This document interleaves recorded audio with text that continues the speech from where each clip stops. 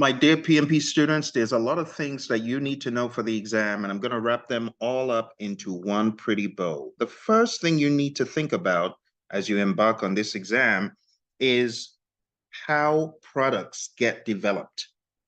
You could think about this as some sort of product development cycle of life. Your questions are going to be posed in a frame of a product, a service, or a result. You could say some sort of deliverable. But I want you to categorically think about where you are relative to the product life. So you could be in analysis, you could be in design, you could be in development, you could be in some sort of testing phase, and you could be in some implementation phase. Okay? Now, all of this is inside a larger expanse of stuff. And I'm talking about your 5 process groups of project management. We have the 5 process groups of project management, which you can think about as some sort of exterior shell. So I want you to think about an exterior shell of events where we have initiating, we have planning, we have executing, we have monitoring and controlling,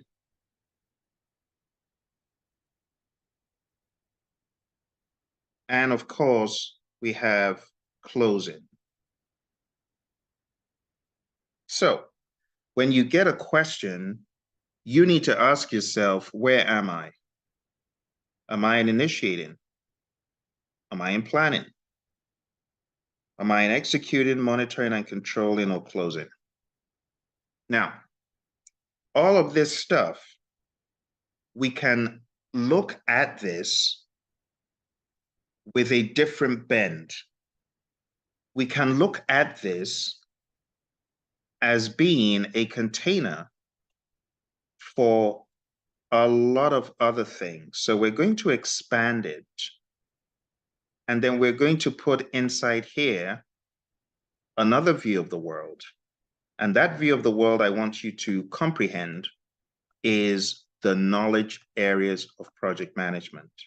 So while we have the big shell of the 5 process groups, as a project manager, you also have the perspective of areas of knowledge that your question on the exam could be posed from.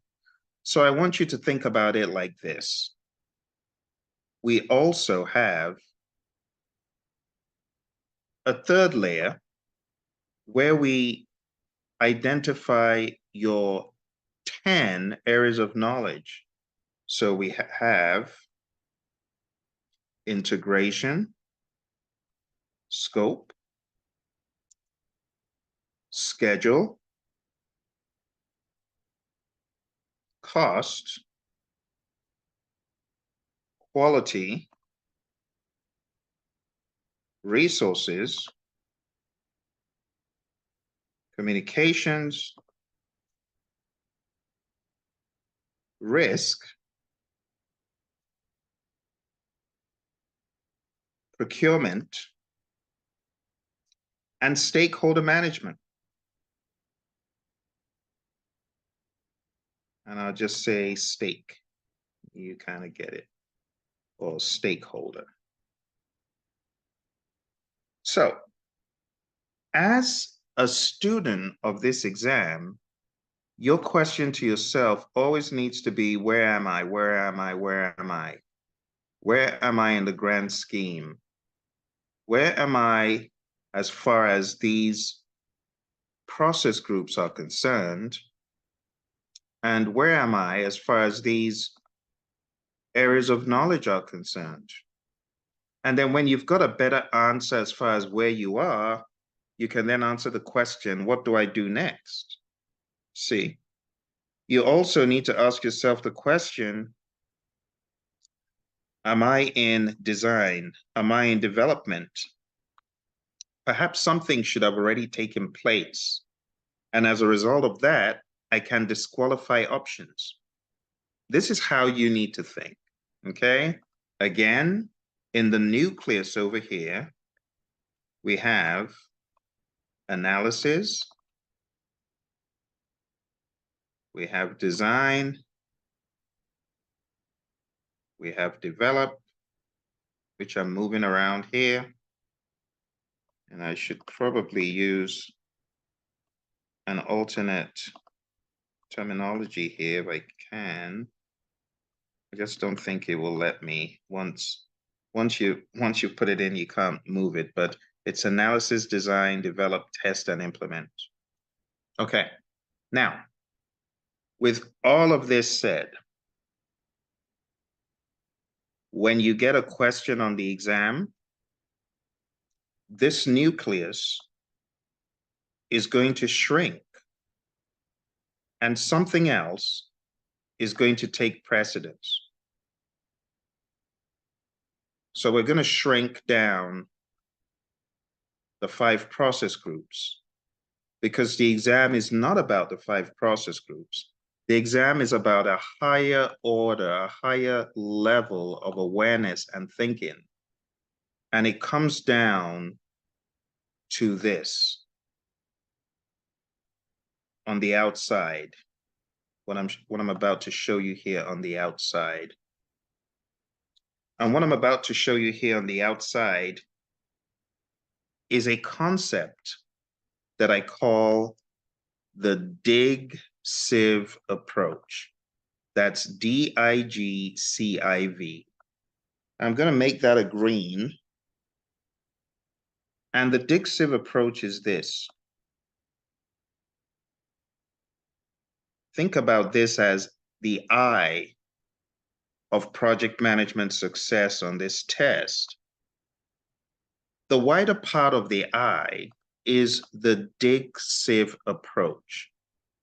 And it goes like this. PMI is going to ask you to solve a problem. Let's just get that straight, because PMI always asks, what should the project manager do next, right? That's the question they always ask. So your goal on the exam, the moment you get the question, is to define what the problem is. Define the problem, okay? Your problem, I want you to look carefully. Your problem could be a planning, schedule-related design problem. It could be a schedule-related planning testing problem. Or it could be a communications problem that is happening in development. And it's tied to executing. Do you see the multiple layers of thought? And that's why you always need to define what is the problem. It's scope related. Is it happening in analysis, design, develop, test, or implement? Or does it not matter? Sometimes it doesn't. Other times it does. So you always want to define the problem. Then you want to identify the root cause. Identify the root cause. Okay. Then you want to generate alternatives. So what are we saying here? Let's dig a little bit deeper. We're saying when you get questions on the PMP exam, you want to define what the problem is. You want to identify the root cause of the problem, then mentally generate alternatives, even though the question has, of course, alternatives, but it does pay off when you think about the alternative yourself, and that helps you validate, as it were, if you're on the right track when you finally see the options posed by the PMI. So you generate the alternative and then choose the best alternative, okay? So on the exam, you got a question about risk. What should you do? Well, define what the problem is. It's in risk management. It's happening in the test phase, and it's happening in execute, right? Or it's happening as part of planning. It's relating to some sort of analysis, but it's risk related. You see how you have 4 layers of consciousness that you really need to hone in on for this exam. Of course, after you choose the best alternative, you would implement the alternative. So implement alternative.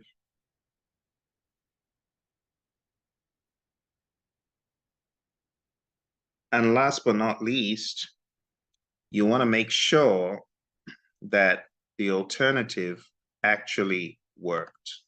So ensure or verify solution effectiveness. And it's kind of like having a second check to make sure you're on the right path, okay? This is a method you can use to answer questions on your exam, okay? You have the layers of the process groups, the layers of the knowledge areas, the layers of a development lifecycle of sorts. Doesn't have to be software, it could be anything, right? And then you have the layer of consciousness of defining what the problem is. Now, there's a sub-step right over here. And this is where mentally, I'm going to make this orange because it's a sub-step. You can break down the problem into smaller chunks. Break down the problem into smaller chunks. So if you got a very large problem, you want to progressively break it down. The other thing you want to do to help you to identify the root cause is collect data. And sometimes the question itself has data buried. You need to extrapolate from what has been given. And this, my friends, is the eye of consciousness to help you answer questions on the exam. Go through this again, and the method is going to be ingrained in you to always define what the problem is, identify the root cause, generate the alternatives, choose the best alternative, and go back and say, if I do this in my head, does it look right? Does it sound right? And then verify once again. Always do a check. Did that make sense? Is that really what happens? And then just remember, you're always going to be told, what do you do next? And to know what you do next, you need to understand, I have a problem. It's a schedule-related problem. It's in planning, or I have a schedule-related problem. It's in monitoring and controlling, and it pertains to the implement stage. Because you will hear the word implementation on some of the questions, and you need to know what implementation is. It's just finally installing that thing or transitioning it over to the end users. And implementation means you're going live. And that's how you need to think about this stuff. All right. I hope this help gave you some perspectives about how to answer questions on the PMP exam. There are many other videos where I've talked about these components, but now you got all of these components in one place together. And also remember to take time to understand the question before lunging straight into it. I wish you all the best in your prep. Bye for now, my friends. Don't forget to hit like, subscribe, and share.